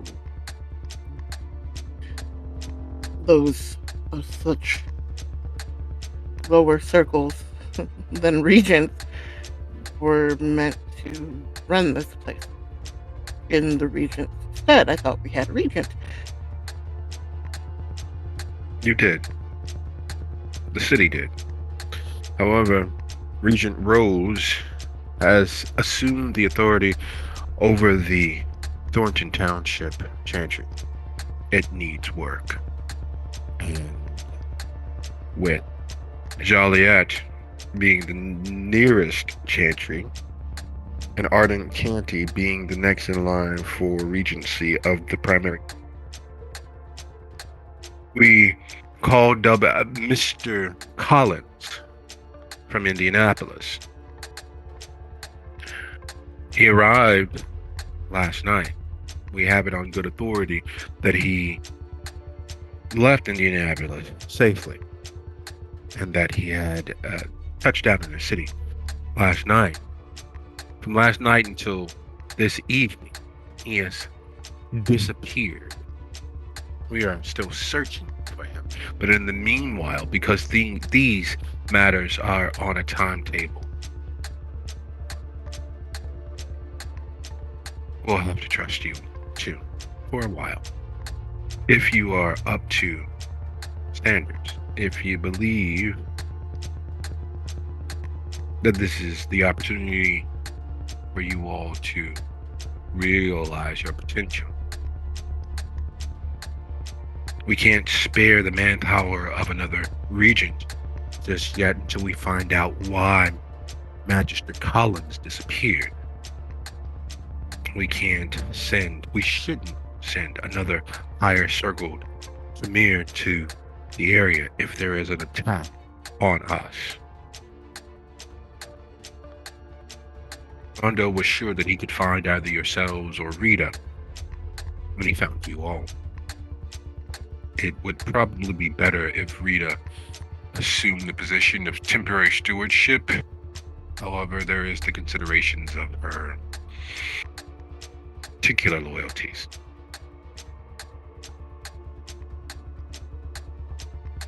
So the question stands, are you all willing to assume the responsibility of what happens next?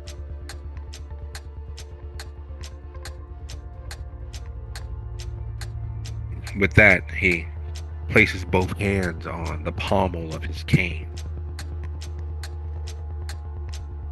leaning slightly forward, putting his weight on the cane itself, as if it's the only thing holding him up, waiting on you all to fill in the balance of the silence.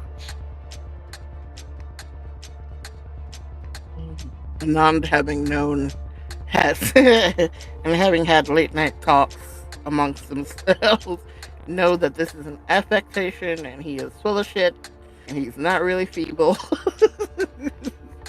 So she is not believing the BS of the whole cane thing. But she is like checking in her head quick to see if she recognizes the name and maybe what he might look like, because she starts having a really, really bad feel about where their errant regent may or may not have gotten to. In the Midwest region, from Indianapolis out to Joliet, there are two embattled chantries. Joliet, of course, being in the hearth and home of the largest active anarch community. In Indianapolis, sitting in the midst of all of that satite, i.e. the ministry domain. It's one of the cities that is embattled not between the Tower and the Anarchs, but between the Tower, the Anarchs, and the ministry as their own sect, controlling the bulk of the kindred community. Magister Collins, a former Vietnam veteran,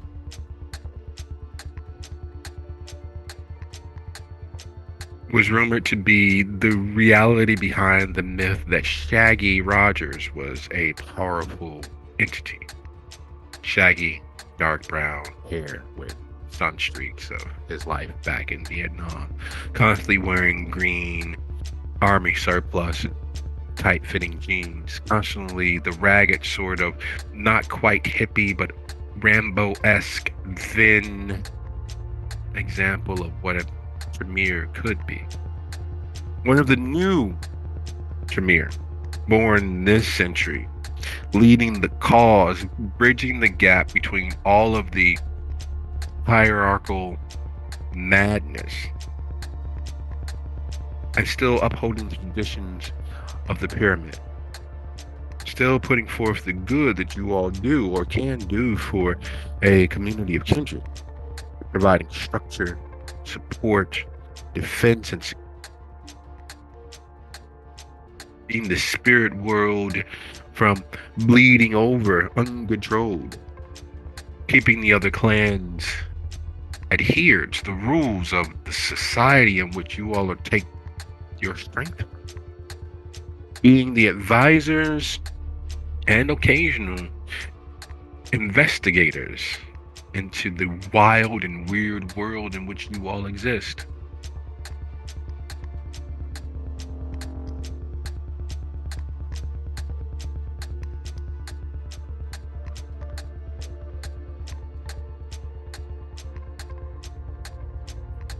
As Dusable waits, looking between the two of you all. Oh, well, you gotta do what you gotta do, and the chantry has to be returned to its former glory. I think we can do this. Part of your responsibilities, of course, will be to assist Prince Dusable, the hounds, and the sheriff in finding Magister Collins, so that we can properly avenge if necessary, rescue if needed, and otherwise understand what befell him, how he disappeared, so that this doesn't happen to any other source. It will also be your opportunity to prove yourselves that you are ready or potentially ready to move forward into the circles of mystery, rising through the ranks so that you might yourselves earn the opportunity of being more than the engineer and builders of the chantry. Imagine, if you will, being able to proudly hold your head high, knowing that you rebuilt the chantry, that you, and he looks to both of you, have done what your predecessors could not, that you have acted as sword and shield for us. You've risen through the ranks. You've served every circle of mystery. You've accounted for every bit of defense and offense necessary to plant our flag here once more. That you've risen through the ranks. Regent, Imogen, Magisters in full. In less time than your broodmate, Rita. In less time than many other magisters who've gone on to acclaim. And the honor and status in helping Prince Maxwell officially establish this domain as wholly 100% in the grasp and grip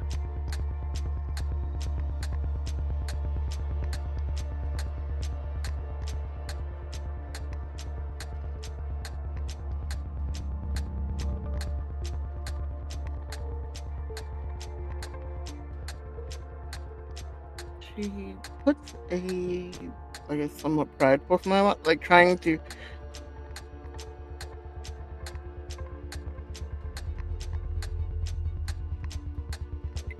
hold the slight internal panic that is going on in her head at bay, and trying to pass it off as excitement for this new adventure that she is now part of.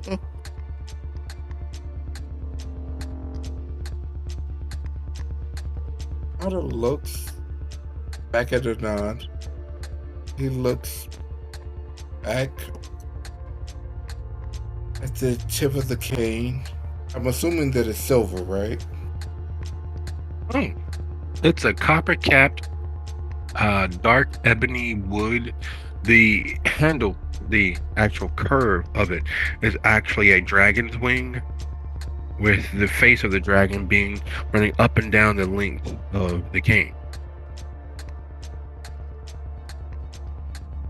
His mind, he knows that he's being hustled, being forced in a situation that if by some minor miracle we pull this off, we will get acclaim, which means that he will be able to go back to what he was doing playing a whole different field that he doesn't think that him and Anon could possibly reach in a human's lifetime, or maybe two. But the the benefits outweigh the disastrous failure, because if we fail, we're probably just gonna die. He doesn't, while he has a lot of trepidation as to why he doesn't want to do this, because he was nice and comfortable where he was. He knows that this is ultimately beneficial if we can pull this major gamble off. So he just kind of nods.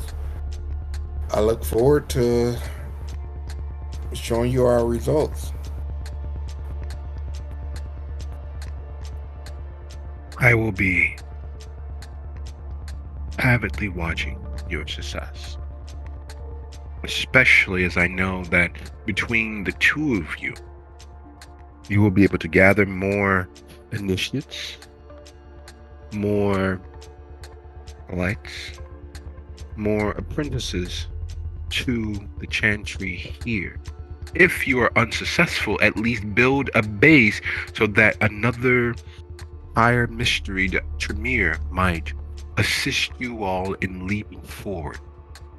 The primary goal, your primary goal, is to build a base upon which the pyramid might stand. And, of equal importance, finding Magister Collins, what befell him, what is befalling him, and saving him if possible. But most importantly, making sure that none of the secrets of our clan, of our practice, ever slips to the hands of others.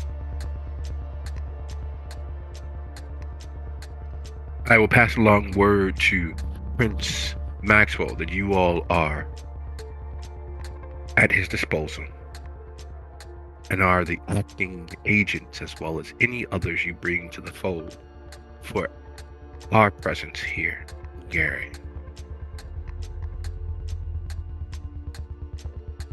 I look forward to your successes, and I will give you all a moment until Prince Maxwell returns. I have other unfortunately pressing matters. Thank you for your service.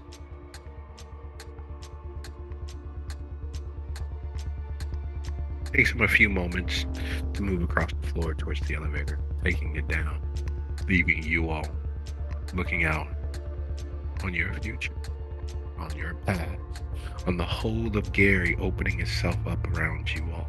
Chicago there to the west, the river there to the south, Gary there to the east. And in between there, you can see the small flights taking off from the airport just to the left of where you all are looking, east towards Gary.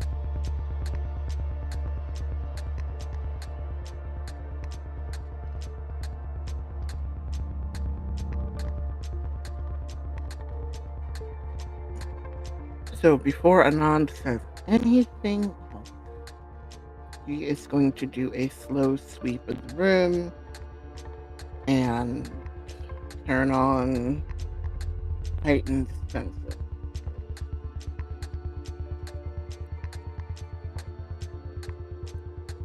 You're just going to go ahead and roll your Wits plus Auspics DC 3.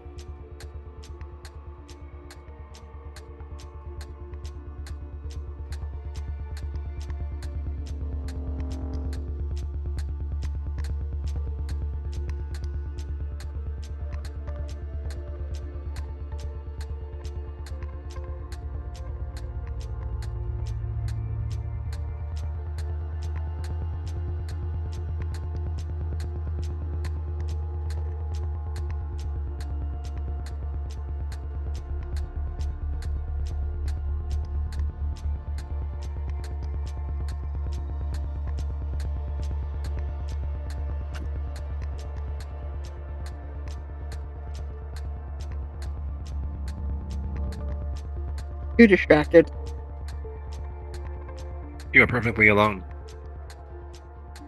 It's you Mr. Gata. It is the prince's abode. You all are literally left in the prince's personal abode alone. What sort of vainglorious, prideful personage would do such a thing as leave you in their private spaces with the surety that everything will be as it is when they return? There's something slightly insulting about that. Most would assume that it's a trust thing, but you all are kindred, and you know the reason why he would feel comfortable with you in his personal space because there's nothing you all could do, discover, or utilize to change the power dynamics between you all. There's nothing you could do to harm him, now or later, being left alone in his private abode. It's like leaving a toddler in a playpen that's too high for them to pull themselves up and out of. You know they're going to be there when you get back.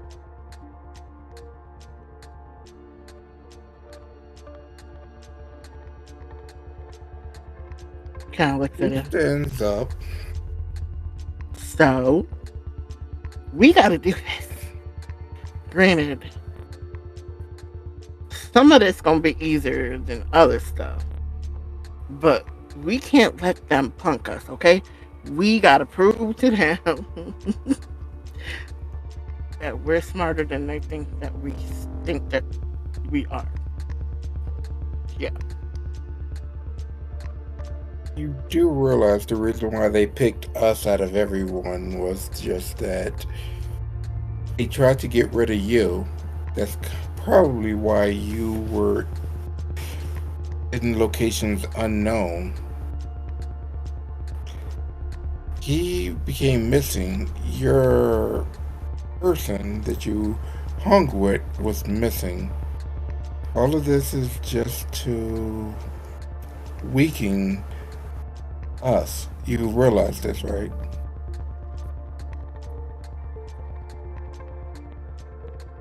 I know it's probably a fucking setup. It smells like a setup, and it sounds like a setup. Because if we do good, then they could, clap us on the back and prove that they're so fucking superior. But then if we fail, they get to kill us. So we gotta not fail. That's the point. Since you like being dead. I think we need to find out who got to ensconce with you. I think that's step one.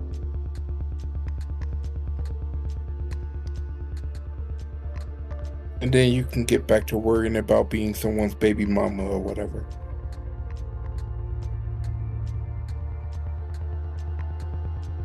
You do realize the quickest way to grow the chantry is to make ghouls and childer. Yes. But, and while we can do that, there is a downside of that because it's all on our shoulders. Everyone's going to watch and pray for our failure, not our success.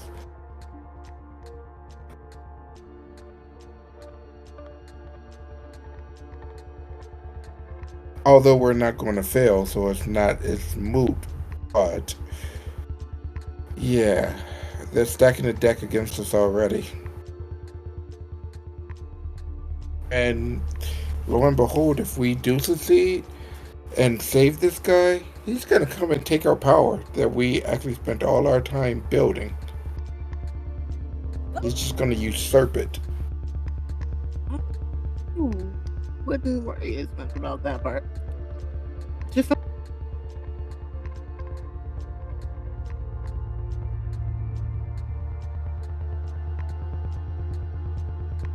Somebody gives a non-committal shrug.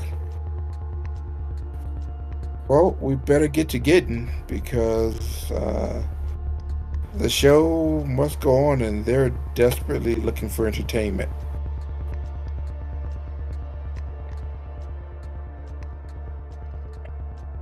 Desperately. Right at this moment, downstairs, there is a Pantera concert taking up the bulk of the show floor. There is a soon-to-be boxing match, which is the strange enough, which is the lead-in to a historic European martial arts display.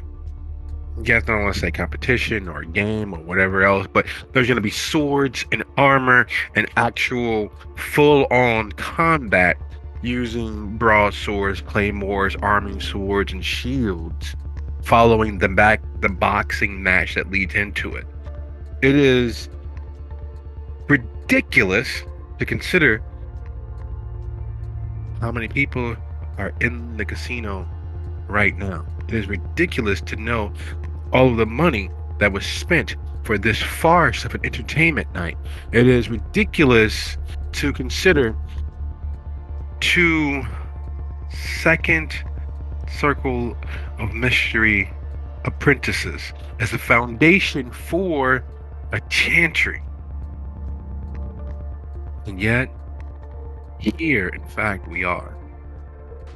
And as you all head towards the elevator to get back downstairs and catch an Uber or a Lyft back to your vehicles on the campus, I'd like to thank you all for a lovely episode and the start of Soup City Rusted Souls.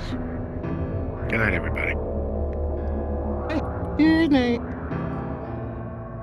Good night.